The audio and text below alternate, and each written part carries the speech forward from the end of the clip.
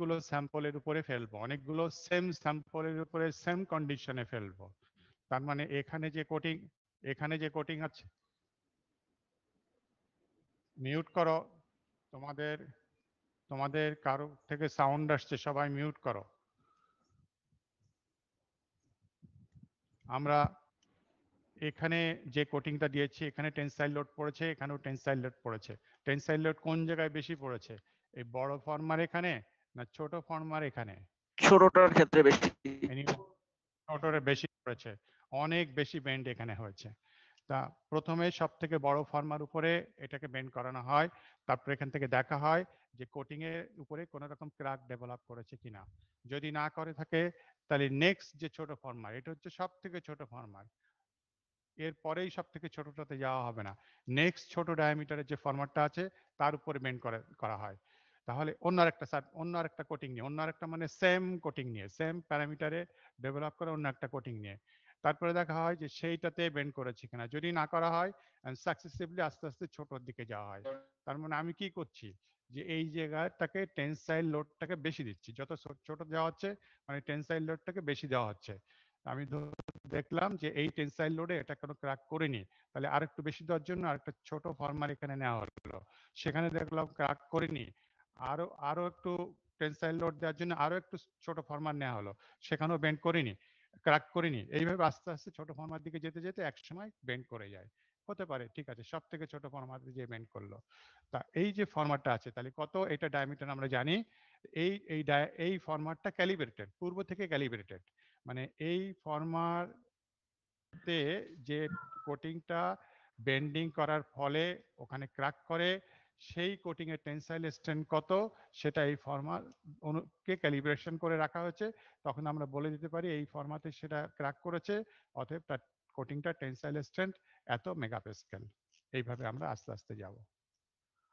Tensile strength and elongationটা পরে বলছি, are obtained by bending the strips around a former which is calibrated appropriately, calibration appropriately করা আছে সেটা। এখন প্রত্যেকটা ক্যালিব্রেশন করা আছে আগে থেকে, এইটা টেনসাইল স্ট্রেন্থ কম, এটা টেনসাইল স্ট্রেন্থ সব থেকে বেশি অনুযায়ী। ইলংগেশনটা কিভাবে মাপা হবে, ইলংগেশনটা মাপার আগে তোমাকে এখানে আমরা ইউটিএম এ যারা কাজ করেছো টু টু কত যেন আমার মনে নেই কোর্সটার নাম, সেকেন্ড ইয়ারে তোমরা করেছো, কি করা হয় এখানে একটা গেজ লেন নিয়ে নেওয়া হয়, এখানে একটা পয়েন্ট নেওয়া হয়, এখানে একটা পয়েন্ট নেওয়া হয়। তারপরে এটা যখন এরকম যেখানে যে ক্র্যাক করবে, যেখানে যে ক্র্যাকটা ডেভেলপ করবে যে ফর্মাতে, ধরলাম এই ফর্মাতেই করলো, তাহলে এই পয়েন্টটা এই যে দাগ দেওয়া আছে এই দাগটা এখানে চলে আসছে, আর এই দাগটা এখানে চলে আসছে। পরে এই লেনটা ডেফিনেটলি পূর্ব লেন থেকে বড় হয়ে যায়, কারণ এখানে টেনসাইল লোড পড়েছে, এখানে ইলংগেটেড হয়ে গেছে। সো ইলংগেশন হচ্ছে তোমার যে এক্সটেনশন, কতটুকু এক্সটেনশন হলো divided by original length multiplied by 100, so elongation এটা। সো এইভাবে তোমার টেনসাইল স্ট্রেন্থ এবং ইলংগেশন মেজার করা হয়। তারপর এক্সাম্পল দেওয়া হচ্ছে যে খুব থিন কোটিং যদি হয় তার ইলংগেশন হলে লাইক ক্রোমিয়াম ইলংগেশন নীলও হতে পারে। এই তা এটা এটা জাস্ট একটা এক্সাম্পল। হ্যাঁ, এটা 30 কেন 50 হতে পারে, আবার কম আর জিরো নীলের থেকে এত কম হতে পারে না। ডিটেল জিনিসের ইলংগেশন নেই, অলমোস্ট জিরোর কাছাকাছি। তো এইভাবে আমরা স্যাম্পলের কোটিং স্যাম্পলের টেনসাইল স্ট্রেন্থ এবং ইলংগেশন মেজার করতে পারি। এখানে ইল্ড স্ট্রেন্থ মেজার করা সম্ভব না, যদিও ইল্ডকে ডিজাইন ক্রাইটেরিয়া হিসেবে ধরা হয়। হার্ডনেসের ডেফিনেশন হচ্ছে resistance to penetration is called hardness. তা আমরা সাবস্ট্রেটের উপরে কোটিংটা দেওয়া আছে, তা এখন আমরা যেমন তোমরা হার্ডনেস মেজার করেছো, Rockwell hardness, BS scale, CS scale এসবে মেজার করেছো। তা এখন একটা স্যাম্পলের উপরে মেজার করেছো, ওখানে লোডটা অত ইম্পর্টেন্ট না, আমি লোড বেশি দিলেও কোনো অসুবিধা হয় না, কারণ লোড বেশি দিলে কতদূর পেনিট্রেট করলো সেটা দেখি। কিন্তু এখানে লোডটা একটা ইম্পর্টেন্ট ব্যাপার, care must be taken so that substrate is not penetrated. আমি শুধু কোটিং এর হার্ডনেস মেজার করতে চাচ্ছি, অতএব রেজিস্ট্যান্স টু পেনিট্রেশন, এই রেজিস্ট্যান্সটা কে দিবে, এই রেজিস্ট্যান্সটা definitely will be offered by the coating only. আমি যদি বেশি লোড দেই তাহলে কি হবে, যে পেনিট্রেটর সেটা কোটিংকে ভেদ করে সাবস্ট্রেটে চলে যাবে, রেজিস্ট্যান্স সে পাবে ঠিকই, কিন্তু সেই রেজিস্ট্যান্সটা কোটিং এবং সাবস্ট্রেট মিলে আসবে, ফলে যে হার্ডনেসটা আমি পাবো সেটা শুধু কোটিং এর হার্ডনেস আমি বলতে পারবো না।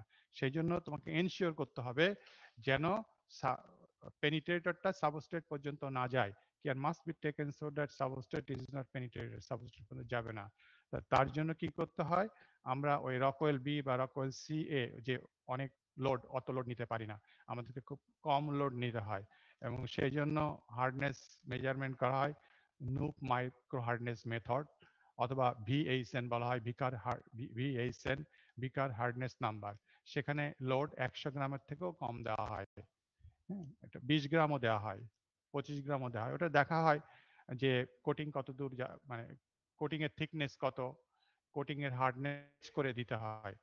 এবং এখানে আবার একটু ডিটেইলসে যেতে হয়, সংক্ষেপে একটু বলি, সেটা হচ্ছে যে তুমি একটা লোড দিবা, ফর এক্সাম্পল 90 গ্রাম লোড দিলে, 90 গ্রাম লোড দিয়ে একটা হার্ডনেস মেজার করলে, এরপরে লোডটা তুমি কমাবা 80 গ্রাম লোড দিয়ে, দিলে 80 গ্রাম লোড দিয়ে যদি দেখো যে তুমি হার্ডনেস চেঞ্জ হয়ে গেছে, হোয়াট ডাজ ইট মিন?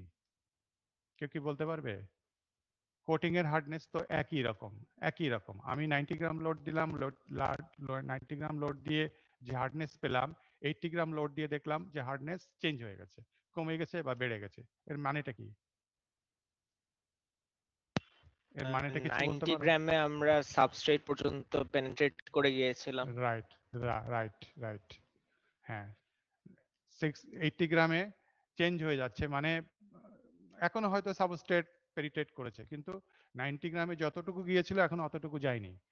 80 গ্রামে এখনো নিশ্চিত না যে আমি শুধুমাত্র কোটিং এর মধ্যে আছি, নিশ্চিত কি না, এখনো সাবস্ট্রেট পর্যন্ত যেতে পারে। এবার তুমি আরেকটু কমাও, 70 গ্রামে যাও। এইবার 70 গ্রামে যে যদি দেখো 80 গ্রামে লোডে যে তুমি হার্ডনেস পেয়েছিলে, 70 গ্রামেও সেই হার্ডনেস পাচ্ছ, নাও কি ইউ আর কনফার্ম যে আগেরটাতেই কোটিং এর ভিতরে ছিল, সেই কারণে লোড লোড কম দিয়েছো, সে এখন 80 গ্রামে যেহেতু কোটিং এর ভিতরে ছিল, 70 গ্রামেও কোটিং এর ভিতরেই আছে, সেই জন্য আর চেঞ্জ হয়নি। হ্যাঁ, ইয়েস স্যার। বোঝা গেছে?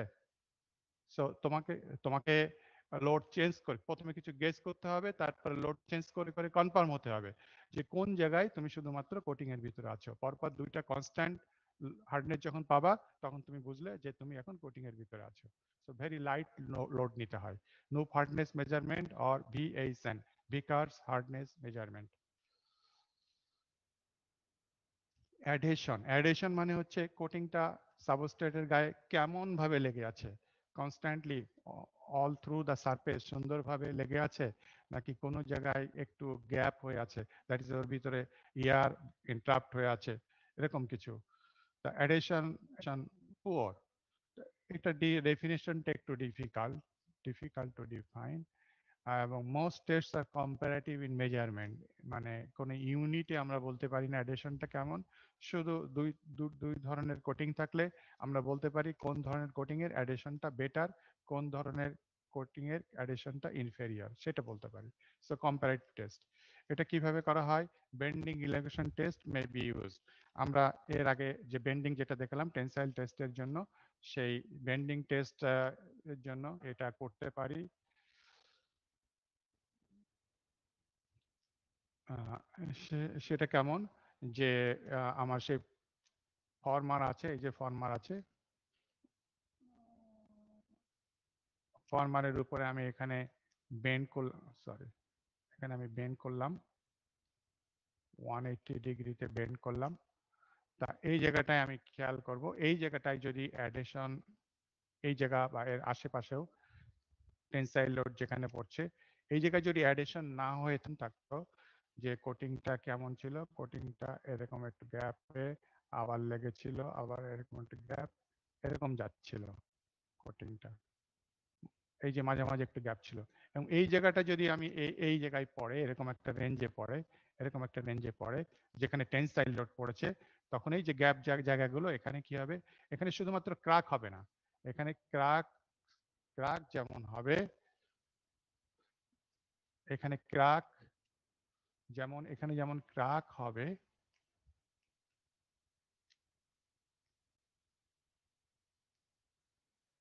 এখানে ক্র্যাক যেমন হবে তেমনি ক্র্যাক হওয়ার পরে এই জায়গায় যদি ক্র্যাক হয় তাহলে এই জায়গাটুকু কি হয়ে যাবে, উঠে আসবে।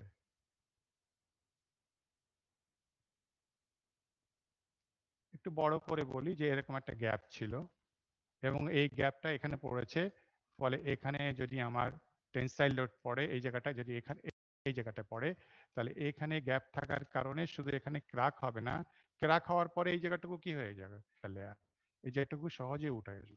আর যদি ক্র্যাক না হয়ে এটা যদি এর গায়ে গায়ে লেগে থাকতো, সরি ক্র্যাক না হয়ে বলছি না, যে যদি এর গায়ে গায়ে অ্যাডেশন ভালো হতো তাহলে শুধুমাত্র এখানে ক্র্যাক থাকতো, এর সাইডের এইটুকু উঠে আসতো না।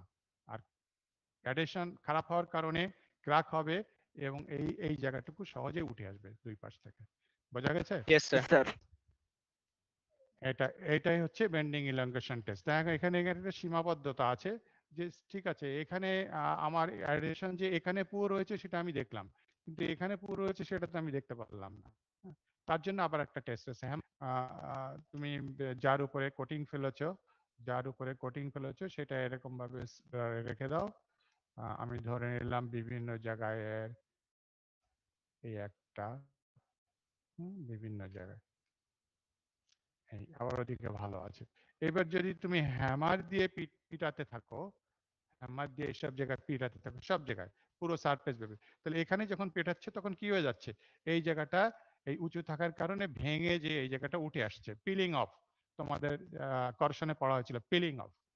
তার উপরে চাপ দিলে, হ্যামার দিয়ে চাপ দিলে এটা ভেঙে যাবে, গুঁড়া গুঁড়া হয়ে যাবে, এই জায়গায় গুঁড়া গুঁড়া হয়ে যাবে। হয়রাজ এই জায়গাটা তেমন কিছুই হবে না, এই জায়গাটা কিছু হবে না। তো যেখান দিয়ে এরকম পিলিং অফ আর ব্লিস্টারিং পোড়ার মতো উঠে আসবে, যে উঠে আসবে সেটা থেকে আমি ভালো ছিল না। So hammer test used to determine whether blistering or peeling will develop.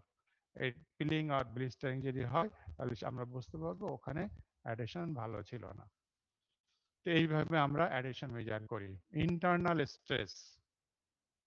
Stress কতটুকু আছে, এক্স-রে মেথড ব্যবহার করা হয়, enables stresses in coatings to be determined। হ্যাঁ, এক্সআরডি এক্সআরডি ইউজ করা হয়। এক্সআরডি কোথায় গেল pen, XRD X-ray diffraction technique ব্যবহার করা হয়। সেখানে কেমন হয়, আমরা প্রতিটা মেটালের জন্য এরকম আমাদের প্রপার্টি দেওয়া আছে। এইদিকে ওয়াই এক্সিসে আছে ইন্টেন্সিটি আর এক্স এক্সিসে দেওয়া আছে টোয়াইস থিটা, মানে একটা location, degree, twice theta in degree. হ্যাঁ, তা এরকম আমাদের চার্ট দেওয়া আছে প্রত্যেকটা মেটালের জন্য, অ্যালয়ের জন্য এরকম চার্ট দেওয়া আছে। আমি বললাম যে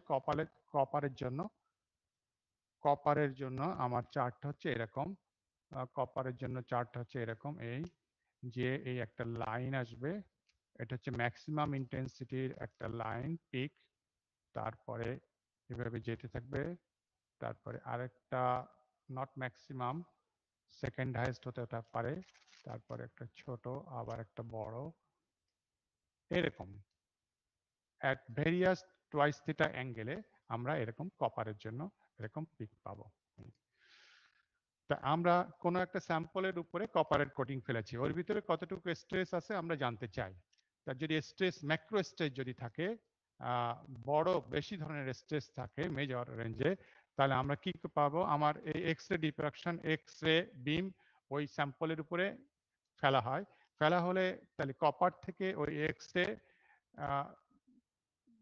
এক্স-রে কপারের ভিতরে ঢুকে সে এরকম কার্ভ দিবে। এখন যদি সেখানে অনেক স্ট্রেস থাকে, ম্যাক্রো স্ট্রেস থাকে, তাহলে কার্ভটা কেমন দেবে, এখানে যাবে, এখানে যে সে এই যত এটার অ্যাঙ্গেলটা কত, এটার অ্যাঙ্গেলটা হচ্ছে এই মাঝখানের এই পিকের এই অ্যাঙ্গেলটা, অ্যাঙ্গেল ধরা হয়, not the beginning or the end. এইটা হচ্ছে অ্যাঙ্গেল, টোয়াইস থিটা অ্যাঙ্গেল। তাহলে হবে কি, যদি অনেক বেশি স্ট্রেস থাকে তাহলে এই কার্ভটা দিবে, এই কার্ভটা হয়তো যে সরে যে এখানে যেয়ে দেবে, সরে যাবে। Macro stresses by line displacement, সে মানে এই ইন্টেন্সিটির কার্ভটা স্ট্যান্ডার্ড কপার স্যাম্পলে এত ডিগ্রিতে থাকার কথা ছিল, কিন্তু যখন কপারের ভিতরে অনেক বেশি স্ট্রেস থেকে যাবে তখন লাইন ডিসপ্লেসমেন্ট সরে যাচ্ছে, ডিগ্রি ওই ডান দিকে সরে যাচ্ছে, বাম দিকে সরে যেতে পারে, লাইন ডিসপ্লেসমেন্ট হয়ে যাবে। এই macro stresses by line displacement. আর যদি কম পরিমাণ থাকে, স্ট্রেস যদি কম পরিমাণ থাকে, তখন হবে কি, তখন হবে, আমি এটা দিয়ে বোঝাই যে লাইন ডিসপ্লেসমেন্ট হবে না।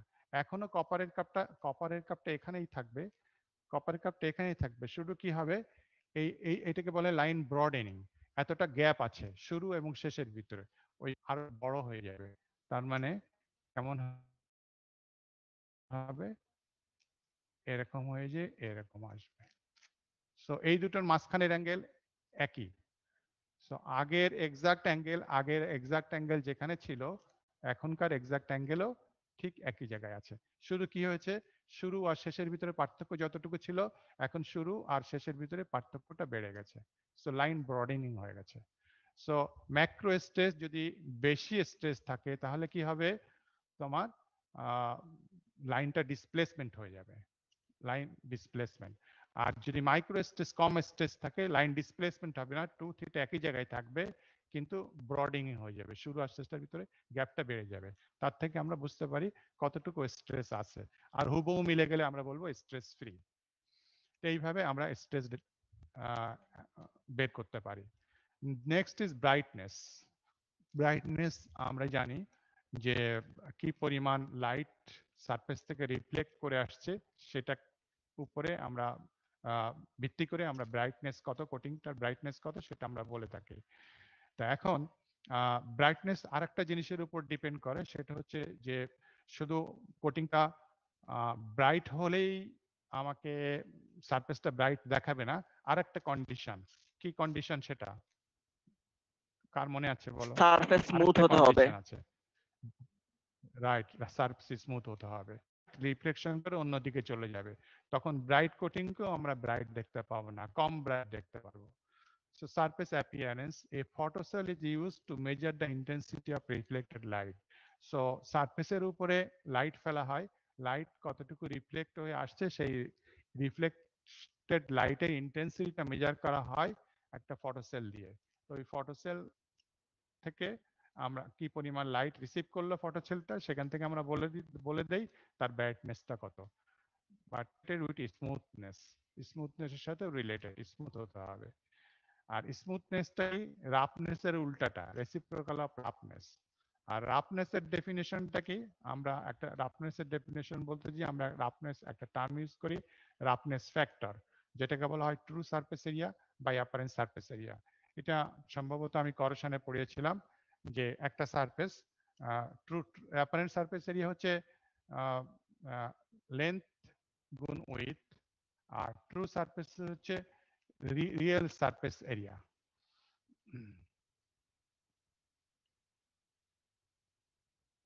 একটা সারফেস যদি এরকম চলে যায়, এরকম চলে যায়, এরকম চলে যায়, এবং এইটার এরকম লেন্থ আছে, সো এটার অ্যাপারেন্ট এরিয়া মানে হচ্ছে এই লেন্থ গুণ এই উইথ, এটা হচ্ছে অ্যাপারেন্ট এরিয়া। এটা গুণ করলেই হয়ে যাবে। আর ট্রু ট্রু মানে হচ্ছে যে এই জায়গাটা উঁচু আছে, এই জায়গাটা উঁচু আছে, সো এই জায়গাটা পিক আছে, এই জায়গাটা পিক আছে, সো আমাকে এই এখানে একটা ডাউনওয়ার্ডস আছে, এই ইনক্লাইন্ড সারফেসটার এরিয়া মেজার করতে হবে, এন্ড সো অন, এবং এইভাবে যেতে হবে। Which one is better, true area or apparent area? Which one is better? Greater. Which true one is area is better, greater. True area আর apparent? True surface area মানে হচ্ছে সবসময় বেশি, এই যে আমাকে এই উঁচু নিচু সব কনসিডার করতে হবে। তা এটা যখন আমরা আই চোখ দিয়ে দেখি, তখন আমরা এটা বুঝতে পারি না। তো তার জন্য আমাকে আমার ইনস্ট্রুমেন্ট আছে, ইনস্ট্রুমেন্ট দিলে আমার এই ট্রু এরিয়া আমরা বের করতে পারি। The roughness factor হচ্ছে true surface area divided by apparent surface area, always greater than 1। হ্যাঁ, এবং severely abraded surface এ বলা হয়েছিল severely abraded যেটা, সেটা roughness factor maybe as much as equal to 100, এরকম হয়ে যেতে পারে, অ্যাপারেন্ট থেকে 100 টাইমস বেশি হয়ে যেতে পারে। তো একটা ইনস্ট্রুমেন্ট আছে লেজার স্টাইলাস প্রোফিলোমিটার, এটা এই স্মুথনেস মেজার করার কাজে ব্যবহার করা হয়। স্মুথনেস বা রাফনেস দুটো কাজেই ব্যবহার করা হয়, ওর উল্টাটা যেহেতু reciprocal of smoothness is roughness. তা এই ইনস্ট্রুমেন্টটার নাম হচ্ছে লেজার স্টাইলাস প্রোফিলোমিটার। কোটিং কম্পোজিশন, এটাকে আমি একটা এক্সাম্পল দিয়ে বোঝাবো যে আমার ধরে নিলাম কোটিং কম্পোজিশন, তার মানে ডেফিনেটলি আমি এখানে অ্যালয়ের কথা বলছি। পিওর মেটাল হলে তার তো আর কম্পোজিশন নেই, সেটাই তো 100%। তা আমি একটা গ্যালভানাইজেশনের কথা বললাম। জিঙ্ক অ্যালুমিনিয়াম আছে বা তার সঙ্গে সিলিকনও আছে, রিসেন্টলি সিলিকনে দেওয়া হয়। তো সেখানে কি হবে, তাহলে এটা আমরা কিসের উপর দেই, মাইল্ড ডিস্টিলেট দিয়ে আমরা কি দিয়েছি, জিঙ্ক অ্যালুমিনিয়াম আর সিলিকনের কোটিং দিয়েছি, গ্যালভানাইজ যেটাকে বলা হয়। তা এইটার এই কম্পোজিশন আমরা জানতে চাই। তা কি টেকনিক কি, dissolution of coating and conventional analysis. Conventional analysis মানে 230-তে সম্ভবত আমি পড়েছিলাম, আমি যা মনে নেই এক্স্যাক্টলি, আমি পড়ে থাকতে পারি, অন্যকে পড়াতে পারি। ওইভাবে আমরা বের করি। সেটা কিভাবে করি, আমরা প্রথমে ডিসলিউশন অফ কোটিংটাকে ডিসলিউশন করি। হ্যাঁ, তা কিভাবে ডিসলিউশন করি, আমরা আমরা আমাদের জানতে হবে যে কোন কোন কোটিং এর ডিসলিউশন টেকনিক কি।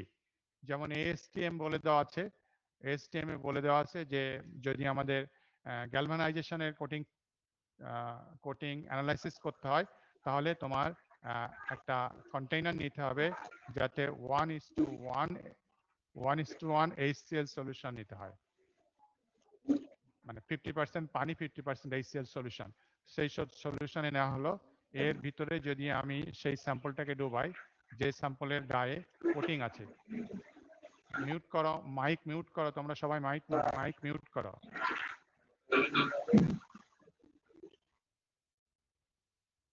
এই স্যাম্পলটার গায়ে কোটিং আছে, এই কোটিং আছে কি, কোটিং কি আছে, জিঙ্ক, অ্যালুমিনিয়াম, অল্প পরিমাণ সিলিকনও দেওয়া হয়। আমার মেজার করতে যাচ্ছে কি, যে এই যে কোটিং আছে এই তিনটা কোনটা কোন পার্সেন্টেজে আছে, জিঙ্ক, অ্যালুমিনিয়াম, সিলিকন কোন পার্সেন্টেজে আছে। এএসটিএম এর এই যে মেথডটা বলা আছে 1:1 সলিউশন, HCl সলিউশনে কোটিংটা ডুবালে শুরুতেই আমরা ভিগরাস রিঅ্যাকশন দেখতে পারি। তার মানে 1:1 HCl সলিউশন জিঙ্ক, অ্যালুমিনিয়াম, সিলিকনকে খুব দ্রুত বেগে ডিজলভ করে, খুব দ্রুত বেগে। সো দেয়া মাত্রই আমি অনেক বেশি বাবেল দেখতে পাবো, খুব দ্রুত বেগে ডিজলভ করছে বলে আমি অনেক বেশি বাবেল দেখতে পারবো। তারপরে এই এবং সে জিঙ্ক, অ্যালুমিনিয়াম আর সিলিকনের কোটিংকে সে কি ডিজলভ করে ফেলছে। করতে করতে একসময় কি হয়ে যাবে, জিঙ্ক, অ্যালুমিনিয়াম, সিলিকন পুরোটা ডিজলভ হয়ে গেল। ডিজলভ হয়ে গেলে কি হয়ে গেল, সাবস্ট্রেট চলে আসলো। সাবস্ট্রেট মানে কি, সাবস্ট্রেট মানে হচ্ছে স্টিল। স্টিল মানে আমি ধরে নিলাম আয়রন। 1:1 HCl সলিউশন, আয়রনকে ডিজলভিং রেট খুব স্লো। তাহলে ব্যাপারটা কি দাঁড়াচ্ছে, শুরুতে সে ডিজলভ করলো জিঙ্ক, অ্যালুমিনিয়াম, সিলিকনকে, যার ডিজলভিং রেট খুব ফাস্ট, খুব বেশি। আর যখন পুরোটা ডিজলভ হয়ে গেল, আয়রন আসলো, তখন ডিজলভিং রেট খুব স্লো হয়ে গেল। এই যে লাইনটা, ইন্টারসেকশন, এই যে লাইনটা, এটা আমি চোখ দিয়ে দেখেই খুব সহজে বুঝতে পারবো যে all coating has been dissolved. তখনই আমি স্টপ করে দিয়ে আমি স্যাম্পলটাকে তুলে আনবো। স্যাম্পল শুরুতে যদি আমি স্যাম্পলের ওয়েট নিয়ে নেই, আর এই যখনই ডিসলিউশন রেট অনেক কমে গেল, তখনই স্যাম্পলটাকে যদি তুলে ওয়েট নিয়ে নেই, তাহলে এই দুই ওয়েটের পার্থক্য থেকে আমি কি বুঝলাম, বুঝলাম যে এই যে সাবস্ট্রেটের গায়ে কি পরিমাণ জিঙ্ক, অ্যালুমিনিয়াম, সিলিকন ছিল, দ্যাট ইজ এর ওয়েট পেয়ে গেলাম, which is the initial weight, WI। তার মানে আমি একটা সলিউশন পেলাম যার ভিতরে zinc, aluminium, silicon net total weight হচ্ছে WI। এইবারে ওইটাকে আমি প্রসেস করে এর ভিতরে জিঙ্কের পার্সেন্টেজ, অ্যালুমিনিয়ামের পার্সেন্টেজ, সিলিকনের পার্সেন্টেজ আমরা বের করতে পারবো না। তোমরা 230-তে শিখেছো কিভাবে বের করতে হয়। ক্লিয়ার হচ্ছে? তো সে বলা হচ্ছে যে dissolution of coating and conventional analysis. আমাকে কোটিংটাকে আমি কোটিংটাকে ডিসলিউশন করব এবং তারপরে কনভেনশনাল অ্যানালাইসিসে যাব। হ্যাঁ, এখানে যেমন একটা সহজ আমি মানে এন্ড পয়েন্টটা সহজে বের করতে পারি যে ডিসলিউশন রেট খুব ফাস্ট থেকে খুব স্লো হয়ে গেল। সব ক্ষেত্রে তো তা হবে না। সেই ক্ষেত্রে কি করা যায়, কারো কোনো ধারণা?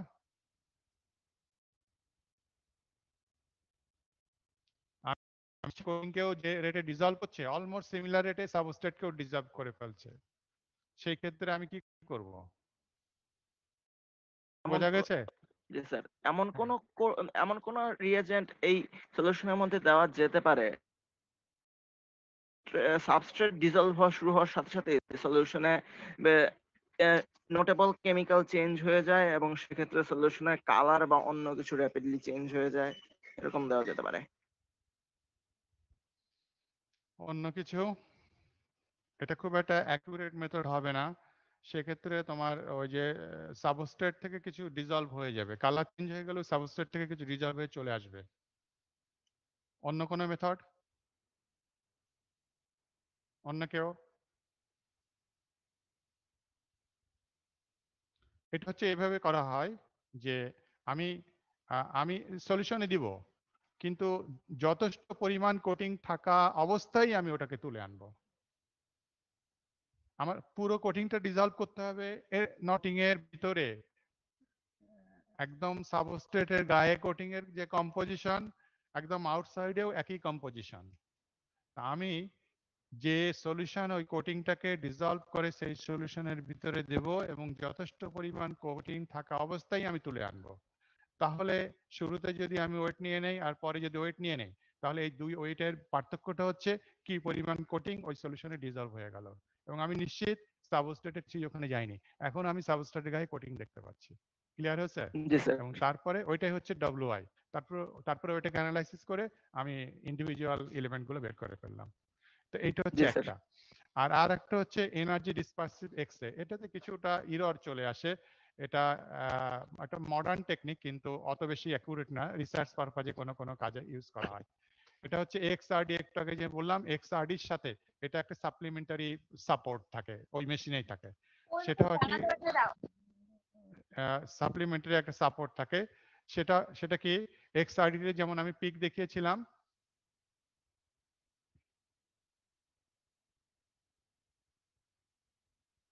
এক্সআরডিতে যেমন আমি পিক দেখিয়েছিলাম, এই যে একটা পিক, ম্যাক্সিমাম ইন্টেন্সিটির এক পিক। এই ইন্টেন্সিটিটা ডিপেন্ড করে কি পরিমাণ, এটা যদি কপারের হয়, কপারের কি পরিমাণ কপার আছে তার উপরে ইন্টেন্সিটিটা ডিপেন্ড করে। হ্যাঁ? আবার আর একটা কপার থাকবে, এই ইন্টেন্সিটিও বেশি হবে, পিকও বেশি হবে। তো এইগুলো ওখানে এক্সআরডি মেশিনে, সব মেশিনে ইডিএক্স সাপোর্ট থাকে না। যে মেশিনে ইডিএক্স সাপোর্ট থাকে সে করে কি, এই এরিয়াকে ক্যালকুলেট করে। হ্যাঁ, এটা হচ্ছে কপারের অ্যামাউন্টের একটা ডাইরেক্ট একটা রিফ্লেকশন। সো এই এরিয়া ক্যালকুলেট করে সে সফটওয়্যারের মাধ্যমে কপার কত, জিঙ্ক কত ইত্যাদিতে বলে দেয়। সেটা হচ্ছে এনার্জি ডিসপারসিভ এক্স। এর কিছু শর্ট কামিংস আছে, ওইদিকে আমরা আর যাব না। এইভাবে কোটিং কম্পোজিশন আমরা বের করতে পারি। দেন কোটিং থিকনেস আমরা কিভাবে বের করব? আবার সেই ওই গ্যালভানাইজেশন কোটিং নেই। এটা খুব ওয়েল নন মেথড, একটা মেথড এএসটিএম এ, ওই যেভাবে হচ্ছে জিএসএম, গ্রাম পার স্কয়ার মিটার। হ্যাঁ, মাইক্রোমিটার মানে কত মাইক্রোমিটার ঠিক সেটাও বের করা হয়, কিন্তু ওটা ওয়েল নন মেথড না। এএসটিএম অনুযায়ী ওয়েল নন মেথড হচ্ছে গ্রাম পার স্কয়ার মিটার। মানে একটা শীট বলি বা একটা সার্কুলার কোনো পাইপ বলি, প্রতি মিটার স্কয়ার সারফেস এরিয়াতে কত গ্রাম কোটিং আছে সেটাকে বলা হয়। তা এটা বলা হচ্ছে weight loss method by dissolution GSM in the thickness unit as per ASTM standard. সেটা এখানে যেমন বলা হচ্ছে, যে ধরলাম এরকম একটা শীট এসেছিল, তা এই শীটটার আমরা কি করব, আমরা চতুর্দিকে কি আছে, জিঙ্ক অ্যালুমিনিয়ামের কোটিং আছে। তা আমি এই পরে আমি এটাকে ওই 1:1 HCl এ ডোবালে যখন কোটিংটা সম্পূর্ণ ডিজলভ হয়ে যাবে, আমি ক্লিয়ারলি বুঝতে পারবো, ক্লিয়ারলি বোঝার পরে ওটা তুলে আনবো। সো দুইটা ওয়েটের পার্থক্য থেকে আমি কি দুটো ওয়েটের পার্থক্য থেকে,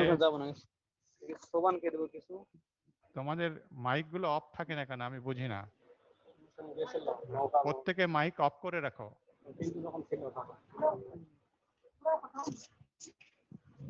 স্যার আপনি অ্যাডমিন হিসেবে আমি মিউট প্রেস করতে পারবেন একটু, তাহলে ভালো হতো। কিন্তু কেন এখন আমার এদিকে যেতে গেলে স্যার আপনি আচ্ছা অ্যাডমিন ঠিক আছে হিসেবে নিউট্রাল টেস্ট করতে পারবেন তাহলে ভালো হতো।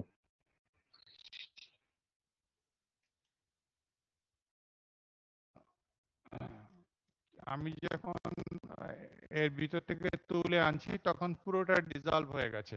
সো দুই ওয়েটের পার্থক্যটা কি? দুই ওয়েটের পার্থক্যটা হচ্ছে কোটিং এর গ্রাম, ওয়েট কত সেটা। তা এরিয়াটা আমি আগেই আমি যদি এরিয়া দিয়ে ভাগ দেই তাহলে গ্রাম পার মিটার স্কয়ার আমি পেয়ে যাব। এটা হচ্ছে কোটিং থিকনেস বলা হয়। আর একটা হচ্ছে বিএনএফ জেড টেস্ট। হ্যাঁ, এটা বিএনএফ এর নামকরণের মিনিংটা হচ্ছে ব্রিটিশ নন ফেরাস। এটা ব্রিটেনে তৈরি, এই মেথডটা ব্রিটেনে ডেভেলপ হয়েছিল ইউকেতে, এবং নন ফেরাস অ্যালয়ের উপরে ফার্স্ট ডেভেলপ হয়েছিল। সেই জন্য ওই নাম থেকেই এখনো বিএনএফ জেড টেস্ট বলা হচ্ছে, যদিও এখন ফেরাসের উপরেও ব্যবহার করা হয়, কিন্তু শুরুতে ওই যে মেথডে শুরু অ্যাপ্লাই করা হয়েছিল সেই নাম অনুযায়ী এখনো চলে আসছে। এটার টেকনিকটা কেমন?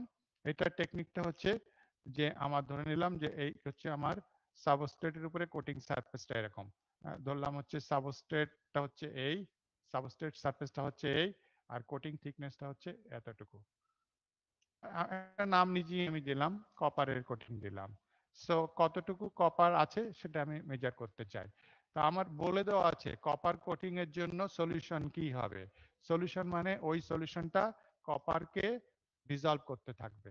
তো একটা জেট নল এখানে নেওয়া হয়। জেট নল খুব সরু, এখানে ওপেনিং থাকে, খুব সরু এখানে ওপেনিং থাকে। এখান থেকে একটা একটা কত স্পিডে আসবে কপার এখানে বলে দেওয়া হয়। কপার এর উপরে থ্রো করা হয় জেট নল দিয়ে। থ্রো করলে কি হবে, এখানে কপার ডিজলভ হতে থাকে।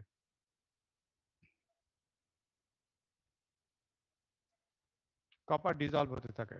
এই ডিজলভ,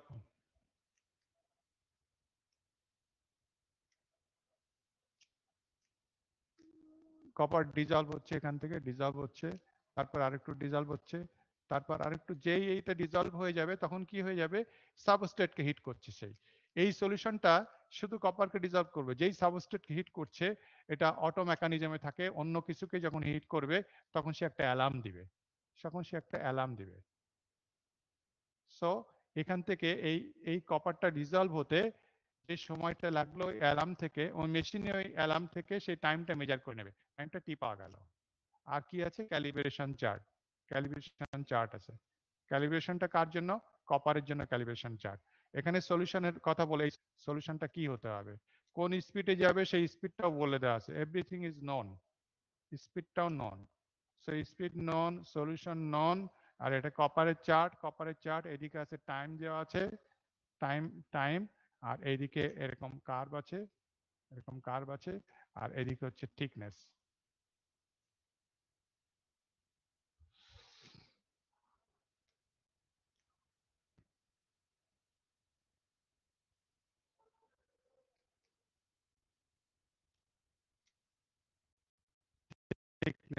সব অটোমেটেড হয়ে যেতে পারে, সব অটোমেটেড হয়ে যেতে পারে। সো যখনই সে এই সাবস্ট্রেটকে হিট করলো তখনই ক্যালিব্রেশন চার্টে সে চলে গেল, ক্যালিব্রেশন চার্টে চলে যায় টাইম দিয়ে, এখানে কত থিকনেস সেখানে বের করে ফেললো, এত থিকনেস, কপারের কোটিং থিকনেস। সো যখনই আমি কপার ছাড়া অন্য কোনো মেটালে যাব, তার সেই সেই কার্ভ নিতে হবে, সেই সলিউশন নিতে হবে, সেই স্পিডে আমাকে দিতে হবে। এগুলো সব অটোমেটিক আমাকে বের করে দেয় একেবারে থিকনেস কত সেটা। BNF jet test, a glass jet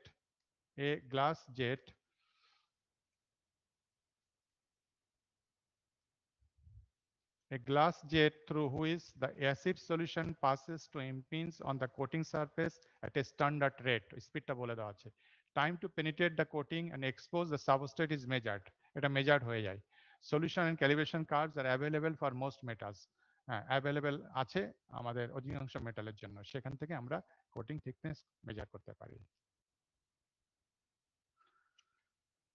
R microscopic technique, microscopic technique হচ্ছে যে তোমরা তো ইয়ে করেছো, মাইক্রোস্ট্রাকচার দেখার জন্য ওটাকে কি বলে, মাউন্টিং, মাউন্টিং করেছো না তোমরা? হ্যাঁ, তো মাউন্টিং করেছো। তোমরা যদি একটা স্যাম্পলের উপরে কোটিং আছে, একটা স্যাম্পলের উপরে কোটিং আছে, সেই স্যাম্পলটা হচ্ছে এই, তার উপরে কোটিং আছে এই পরিমাণ কোটিং।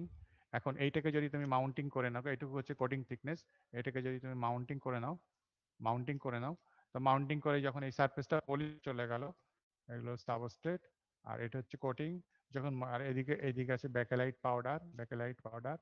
যখন তুমি এটাকে পলিশ করার পরে তুমি যদি উপর থেকে দেখো, তুমি ডেফিনেটলি এই এই এই সারফেস আর এই সারফেসের পার্থক্যটা বুঝতে পারবা। কিছু কিছু কিছু ক্ষেত্রে বোঝা যায় না, বোঝা না গেলে তখন করা হয় কি, একটা ইচিং দেওয়া হয়। তা এই কোটিং যেটা, সেটা তো এক ধরনের মেটাল, আর সাবস্ট্রেটটা হচ্ছে আরেক ধরনের মেটাল। তা একটা সিঙ্গেল ইচিং যদি দেওয়া হয়, সিঙ্গেল ইচিং এর সারফেসকে, এর মাইক্রোস্ট্রাকচারকে সে রিভিল করবে, আর এর মাইক্রোস্ট্রাকচারকে রিভিল করবে। দুই মাইক্রোস্ট্রাকচার দুই রকম, সো এই বাউন্ডারি লাইনটা আমি স্পষ্ট বুঝতে পারবো। আর এর পাশে ব্যাকেলাইট পাউডার, সেটাও বোঝা যাবে। তো সেখান থেকে আমরা ডেফিনেটলি এই মাইক্রোস্ট্রাকচার দেখে এই থিকনেসটা ইন মাইক্রোমিটারে মেজার করে নিতে পারবো। So microscopical sectioning technique enables direct measurement to be made and local various observed. এটা পরে লোকাল ভেরিয়েশন অবজেক্টটা পরে বলছি। আমি ডাইরেক্ট কত থিকনেস, কত মাইক্রোমিটার আমি এখান থেকে বের করে ফেলতে পারি। কিন্তু এটা হয় কি, যখন এটা পলিশ করা হয়, যদি কোটিংটা একটু সফট হয়, তাহলে জায়গায় জায়গায় উঠে যায়। তো জায়গায় উঠে গেলে দেখা যাবে কি, কোনো একনেসটা কম এরকম দেখা যায়। So local variation is observed. এটা ওয়েল অ্যাকসেপ্টেড মেথড না, ওয়েল অ্যাকসেপ্টেড মেথড হচ্ছে ASTM এর GSM, গ্রাম পার স্কয়ার। এটা নন ডিস্ট্রাকটিভ টেকনিক, আমরা শিখেছি নন ডিস্ট্রাকটিভ বিভিন্ন টেকনিক, এডি কারেন্ট টেস্টিং, তারপরে ডাই পেনিট্রেন্ট টেস্টিং ইত্যাদি ইত্যাদি। ওই সমস্ত এবং আল্ট্রাসনিক টেস্টিং। আমরা জানি কি, কোন একটা ইন্টারফেস থেকে ব্যাক করে, এডি কারেন্টও কোন একটা ইন্টারফেস থেকে ব্যাক করে। তা আমি যদি একটা সাবস্ট্রেটের উপরে একটা কোটিং ফেলি, সাবস্ট্রেট এইটা হচ্ছে সাবস্ট্রেট সার্ফেস, এটা কোটিং। আমি যদি এখানে এডি কারেন্টের উপরে ফেলি, তাহলে কি হয়, এডি কারেন্ট এখানে যে সে অন্য জিনিস পাবে, সে একটা ইন্টারফেস পাবে, অন্য জিনিসটা একটা ইন্টারফেস পাবে, সে এখান থেকে সে ব্যাক করবে, ব্যাক করে আমাকে বলে দিবে কত নিচ থেকে সে ব্যাক করেছে। তো সেখান থেকে আমি নন ডিস্ট্রাকটিভ টেস্টিং এর মাধ্যমে আমি মেজারটা করতে পারি। ব্যাক রিফ্লেকশন এক্স-রে টেকনিক, ওই যে এক্স-রে টেকনিকের আরেকটা সাপ্লিমেন্টারি থাকে, সেখান থেকে আমরা বের করা যায়। সো এইগুলো হচ্ছে বিভিন্ন টেকনিক, হচ্ছে কেমিক্যাল টেস্টের ভিতরে তোমার কোটিং থিকনেস মেজারমেন্টের টেকনিকগুলো হচ্ছে এই পর্যন্ত। আমাদের লেকচার এখানে শেষ। আগামী রবিবারে রোল নম্বর 27 থেকে 35 এই 8 জনের প্রেজেন্টেশন অ্যালয় ইলেকট্রোডিপোজিশনের উপরে। আর হচ্ছে তোমরা এই অ্যালয় ইলেকট্রোডিপোজিশনের চ্যাপ্টারটা শেষ হয়ে গেলে আগামী দিন শেষ হতে পারে, আবার নাও পারে। সরি, এটা অ্যালয় না, তো এটা টেস্টিং এন্ড সিলেকশন। এই চ্যাপ্টারটা আগামী দিন শেষ হতেও পারে, নাও পারে। যা হোক, এই চ্যাপ্টারটা যেদিন শেষ হবে, মানে আগামী মঙ্গলবারে শেষ হতেও পারে, নাও পারে। তা আমি একটা শীট দিয়েছি যেখানে কিছু প্রবলেম আছে, মনে হয় 6টা বা 5টা প্রবলেম শীটটা তোমরা প্রিন্ট আউট করে হাতের কাছে নিয়ে রাখবে। এখন যে চ্যাপ্টারটা পড়াচ্ছি, এই চ্যাপ্টারটা পড়া শেষ হয়ে গেলে ওই প্রবলেমগুলো আমি করব। কোশ্চেনগুলো যেন তোমাদের হাতের কাছে থাকে, সেই জন্য প্রিন্ট নিয়ে তোমরা হাতের কাছে রাখবে। আমি সলিউশনগুলো শুধু করে দেবো, ঠিক আছে? Yes, sir. আর আগামী রবিবারে 27 থেকে 35 এই 8 জনের অ্যালয় ইলেকট্রোডিপোজিশনের উপর প্রেজেন্টেশন। আর নেক্সট ক্লাস অ্যাজ ইউজুয়াল আগামী মঙ্গলবারে। 14 রোল নম্বর 41 ইভান সিদ্দিকী, আবু বকর সিদ্দিকী। ইভান আছো? Yes, sir. 16-1, Yes, sir. 2, 3, Present, sir. Present, sir. 4, Present, sir. 5, Present, sir. 6, 8, Sir. 10, Yes, sir. 11, present sir 11 কাজ নষ্ট হয়ে গেছে।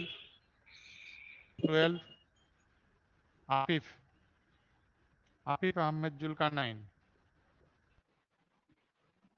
Present, sir. 13 Yes, sir. 14 Yes, sir. 15 Yes, sir. 16 Yes, sir. 17 18 Mahfuzur Rahman 18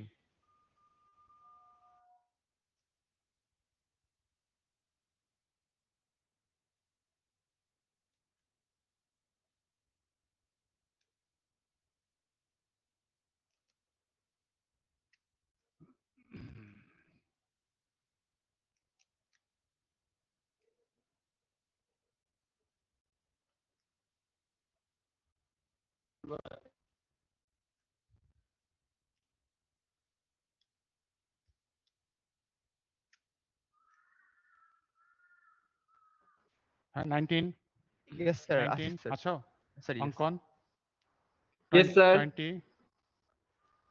21 Yes, sir. 23 Yes, sir. 24 Yes, sir. 25 Arman Said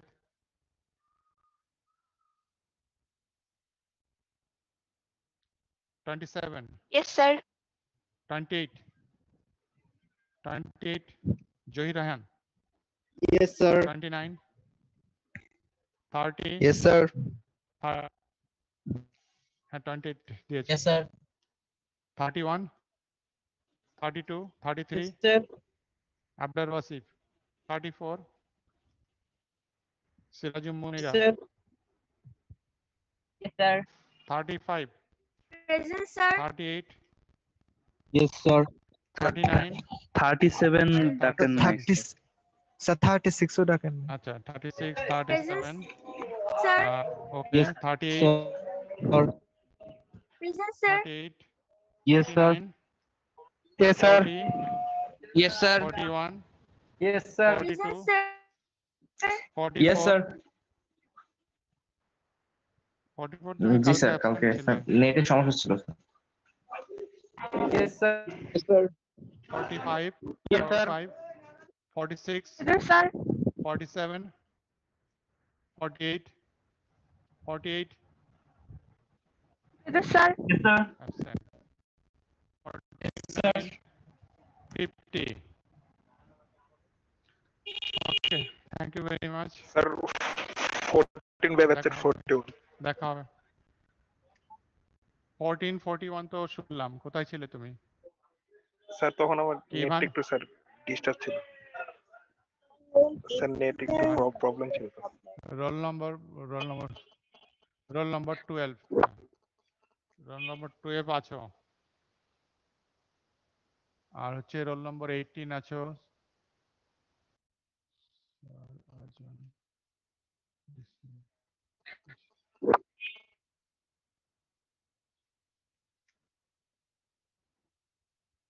আচ্ছা roll number 18 আছো দিয়ে দিচ্ছি roll number 18 দিয়ে দিচ্ছি